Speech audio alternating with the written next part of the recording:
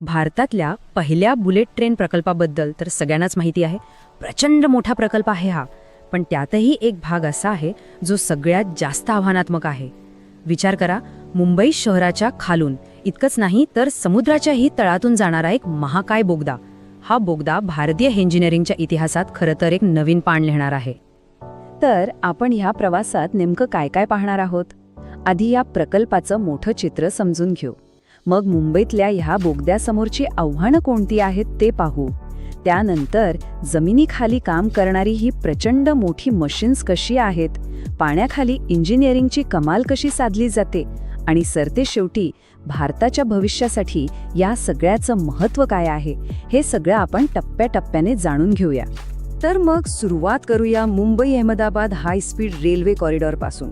हा केवळ एक रेल्वे मार्ग नाहीये, तर एक असं स्वप्न आहे जे भारतातल्या प्रवासाची पद्धतच बदलून टाकेल आणि देशाच्या विकासाला एक नवी दिशा देईल. याची लांबी आहे तब्बल 508 किलोमीटर. हा कॉरिडॉर महाराष्ट्र, गुजरात आणि दादरा व नगर हवेली या 3 प्रदेशांना जोडणार आहे. म्हणजे या प्रकल्पाचा आवाका किती मोठा आहे याचा अंदाज येतो.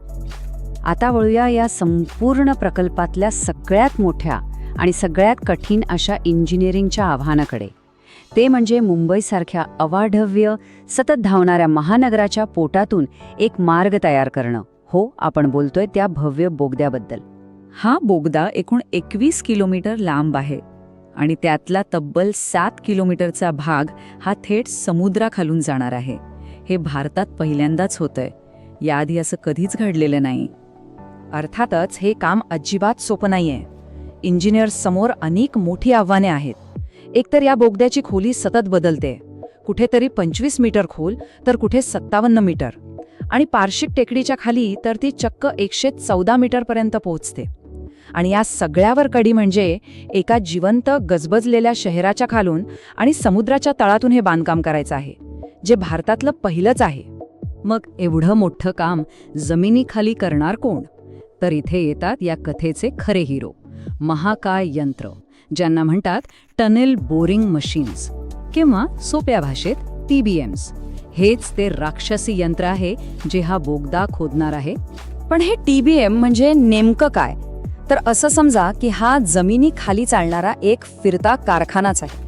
हे मशीन फक्त बोगदा खोदून थांबत नाही, तर खोदकाम करतानाच बोगद्याच्या भिंतींना कॉन्क्रीटचं अस्तर लावून त्या मजबूत करण्याचं कामही एकाच वेळी करतं. म्हणजे खोदकाम आणि बांधकाम सगळं सोबतच. आणि याचा आकार किती असेल? तर या TBMचा व्यास आहे तब्बल 13.1 मीटर. यावरून त्याच्या भव्यतेचा अंदाज येतो. हा व्यास इतका मोठा आहे की या एकाच बोगद्यामध्ये बुलेट ट्रेनचे दोन्ही ट्रॅक येण्याचा आणि जाण्याचा आरामात बसतील. हो, म्हणजे या प्रकल्पात एकच मोठा बोगदा बनवला जातोय ज्याच्या आत 2 ट्रॅक असतील. एरवी काय होतं, अनेक ठिकाणी प्रत्येक ट्रॅकसाठी एक असे 2 वेगवेगळे छोटे बोगदे बनवले जातात, ज्याला ट्विन टनेल म्हणतात. पण इथे तसं नाहीये.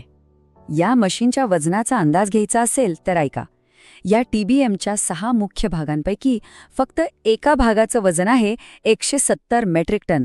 आता विचार करा, संपूर्ण मशीन किती अवाढ्य असेल आणि किती ताकदवान असेल. बरं, एवढं मोठं मशीन जमिनीखाली उतरवणार कसं? त्यासाठी विक्रोळीमध्ये एक खास शाफ्ट म्हणजे एक मोठी विहीरच खोदण्यात आली आहे. आणि ही विहीर तब्बल 56 मीटर खोल आहे. 56 मीटर म्हणजे किती खोल? कल्पना करा की एक 20 मजली इमारत जशीच्या तशी जमिनीखाली उभी केली आहे. हो, इतका खोल आहे हा शाफ्ट. या तुलनेमुळे त्याची भव्यता लगेच लक्षात येते. चला आता सगळ्यात रंजक भागाकडे येऊया. ही महाकाय मशीन जमिनीखाली काम करते कशी? म्हणजे हा बोगदा प्रत्यक्षात बनतो कसा? तुकड्या तुकड्याने ही रचना जमिनीच्या पोटात कशी साकार होते ते आता समजून घेऊया. या TBMच्या कामाची पद्धत खरं तर 3 सोप्या स्टेप्समध्ये सांगता येते. पहिलं काम, याचं पुढचं कटर हेड गोल फिरत माती आणि खडक खोदून पुढे जातं.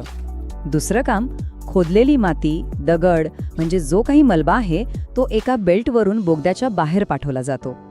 आणि तिसरं, सगळ्यात महत्त्वाचं काम, मशीन जसं पुढे सरकतं तसं ते आपल्या मागे कॉन्क्रीटचे तयार भाग जोडून एक गोल रिंग बनवतं.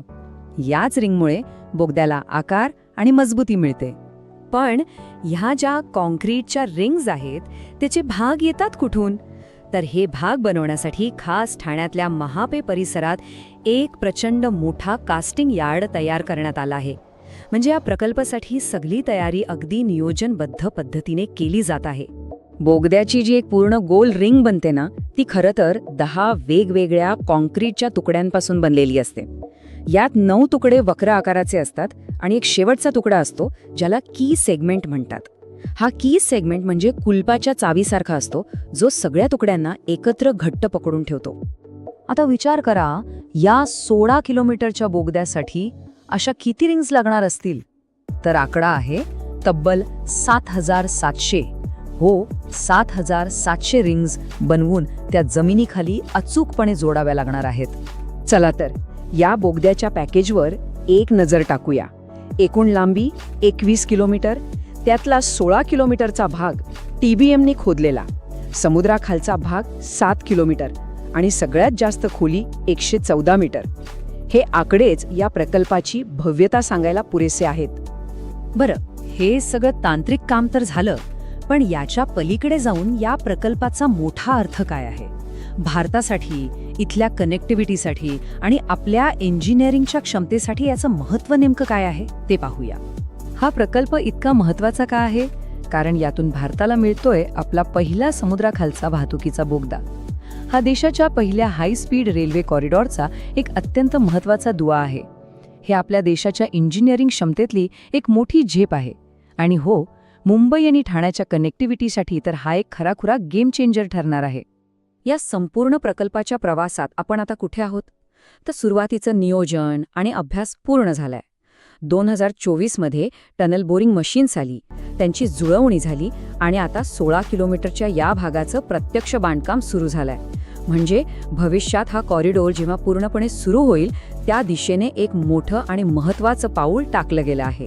एक गोष्ट लक्षात घ्यायला हवी, हा बोगदा म्हणजे केवळ एका ट्रेनसाठी बनवलेला रस्ता नाही. हा भारताच्या भविष्यातल्या मोठमोठ्या प्रकल्पांसाठी एक पाया आहे, एक आत्मविश्वास आहे.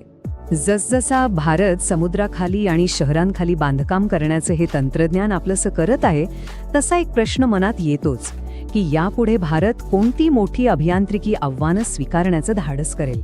याचं उत्तर भविष्यच देईल.